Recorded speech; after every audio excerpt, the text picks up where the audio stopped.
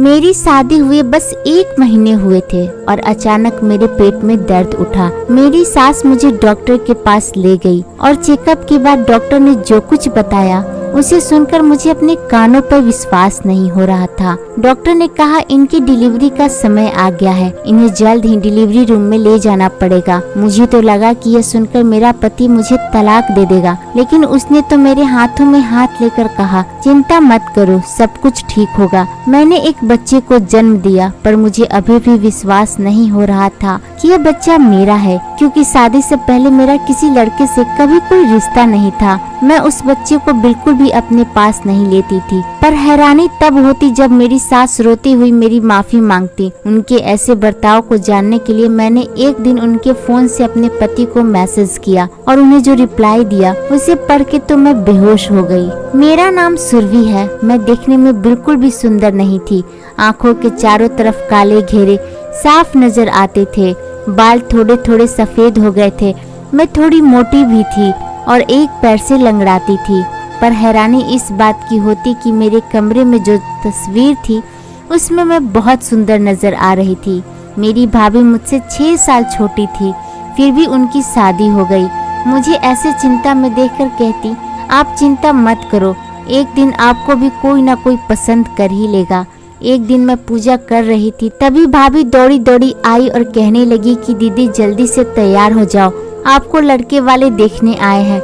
मैं भाभी से कहने लगी कि मुझ जैसी लड़की को कौन पसंद करेगा। अगर आपने सच्चे दिल से भगवान से प्रार्थना की होगी तो यह लड़का आपको जरूर पसंद करेगा। मैं तैयार होकर हॉल में आई। वहाँ देखा कि लड़का और उसकी माँ बैठे हुए थे। लड़के की माँ ने बड़े प्यार से मुझे बुलाया और अपने पास बैठाया। लड़के को देखकर लग रहा था जैसे मैंने उन्हें कहीं देखा है। मैं भगवान से प्रार्थना कर रही थी कि यह लोग मुझे पसंद कर ले, और उतने में लड़के की माँ बोली हमें लड़की पसंद है और अगर आप लोगों को कोई दिक्कत ना हो तो हम अभी अंगूठी पहनाना चाहते हैं। दोनों तरफ से हाँ हो गई और जल्दी से जल्दी शादी करने की तैयारी शुरू हो गई। मैं अपने घर वालों से साफ कह दिया था कि मुझे शादी धूमधाम से नहीं करना, क्योंकि मुझे डर था कि मैं बदसूरत होने के कारण लोग मुझ पर हंसेंगे। मेरी शादी हुई और मैं उज्जवल की पत्नी बनकर उसके घर आई।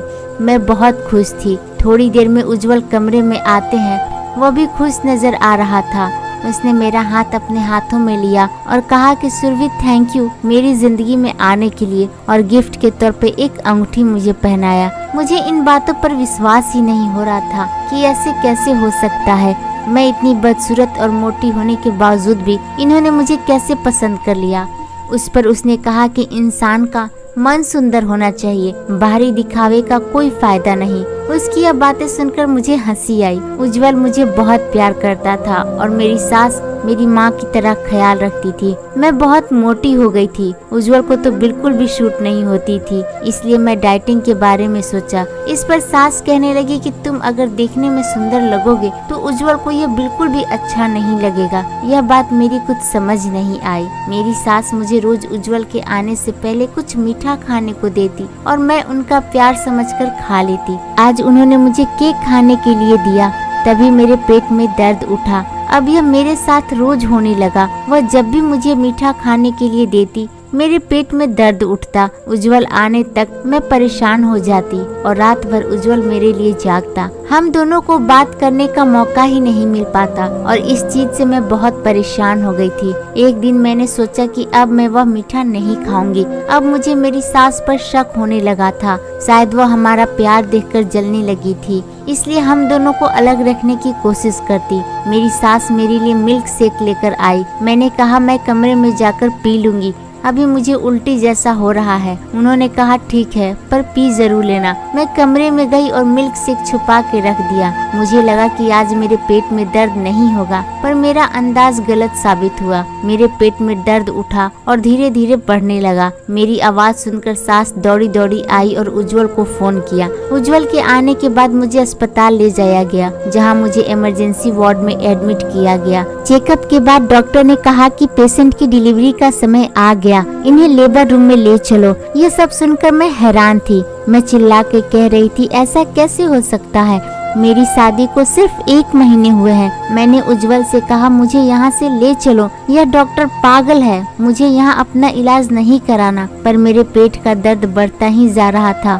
मैं जोर जोर से चिल्ला रही थी। तभी उज्जवल ने मेरा हाथ पकड़कर कहा, चिंता मत करो, सब ठीक हो जाएगा। सभी लोग बाहर चले गए। मेरी डिलीवरी का समय पास आ गया था और 2 घंटे बाद मैंने एक बच्चे को जन्म दिया। मुझे विश्वास ही नहीं हो रहा था कि यह बच्चा मेरा है, पर मैंने अपनी आंखों से इसे जन्म देते देखा था। मैं डर रही थी कि अब उज्जवल का सामना कैसे करूं। वो मुझे अब तलाक दे देगा, अब मेरी कोई इज्जत नहीं रहेगी। ये सब सोचकर मैं रोने लगी। थोड़ी देर बाद मेरी सास और मेरे पति कमरे में आए। उन्हें देखकर साफ पता चल रहा था कि वो दोनों बहुत खुश हैं। मेरी सास ने उस बच्चे को गोद में रखा और कहा, यह लो तुम्हारा बच्चा, बेटा हुआ है तुम्हें और बिल्कुल तुम्हारी तरह दिखता है। मैंने मुंह फेरते हुए कहा, इस बच्चे को मेरे पास मत रखो, यह बच्चा मेरा नहीं है, मुझे घर लाया गया। मैंने साफ शब्दों में सास और अपने पति से कह दिया कि यह सब मेरे मायके में पता ना चले। पापा तो पता नहीं क्या सोचेंगे मेरे बारे में। उज्जवल मेरा बहुत ख्याल रखता था। उसकी जगह अगर और कोई होता तो अब तक तलाक दे देता।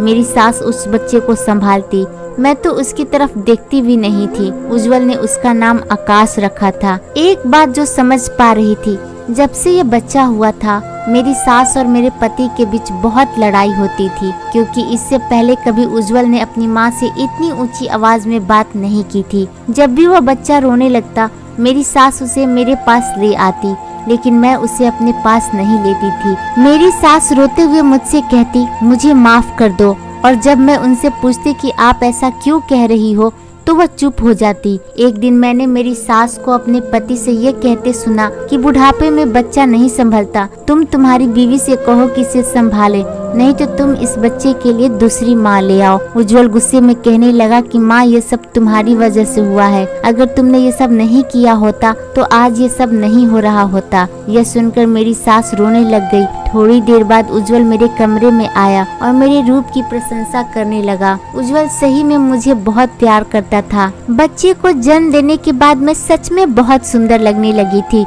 मैं खुश थी, लेकिन मुझे मेरे सास पर शक आने लगा था। मुझे लगने लगा था कि मेरी सास जो मुझे रोज मीठा खाने के लिए देती थी, उसी की वजह से मुझे यह बच्चा हुआ, क्योंकि जब से मुझे यह बच्चा हुआ था उन्होंने मुझे मीठा देना बंद कर दिया था। उज्जवल ने अब बच्चा संभालने के लिए एक नौकर रख दी थी। वह दिन भर बच्चे की देखभाल करती।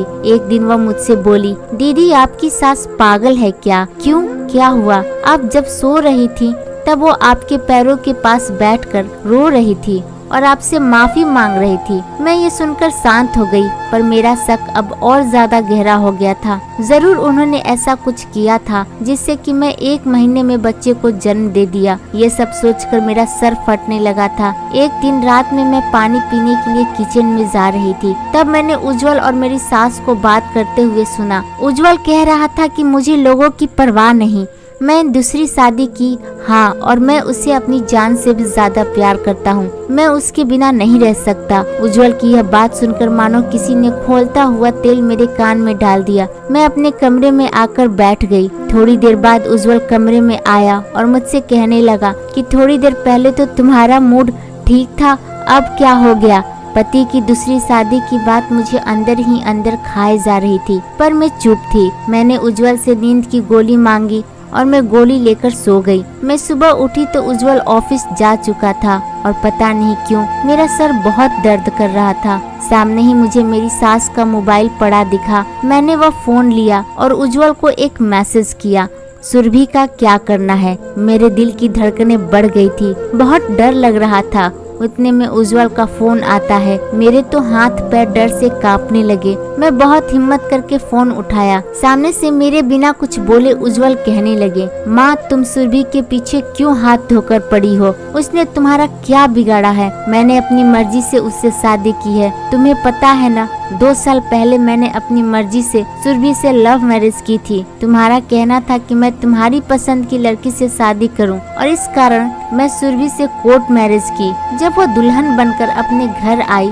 तुमने हम दोनों में गलत फहमी लाने की कोशिश की, हमें अलग करने की कोशिश की और जब इतना करने पर भी हम अलग नहीं हुए तो तुमने सुरभि के साथ इतना बड़ा हादसा करने की कोशिश की ताकि उसकी मौत हो जाए। तुम इतनी कठोर कैसे हो सकती हो माँ? कोई अपनी ही बहू के साथ, याद है उसे कितनी चोटें आई थी। डॉक्टर भी हैरान था कि वो इतना सब कुछ होने के बावजूद बच कैसे गई और वो कोमा में चली गई। जब तुम्हें पता चला कि वह माँ बनने वाली है तब तुम्हें अपनी गलती का एहसास हुआ और तुमने मुझे सब सच बताया। पर कोमा से बाहर आने के बाद सुरभि को पहले का कुछ याद नहीं था। उसे तो यही लग रहा था कि उसकी अभी तक शादी ही नहीं हुई है और इसलिए उसकी माँ बाप उसे ले गए। तुम्हें याद है जब सुरभि की भाभी का फोन आया था, उन्होंने कहा था कि दीदी को फिर से शादी कर ले जाओ क्योंकि उन्हें अभी तक यही लगता है कि उनकी शादी ही नहीं हुई है और वह डिप्रेशन में जा रही है। तब हम सुरभि के घर फिर से उसका हाथ मांगने गए थे।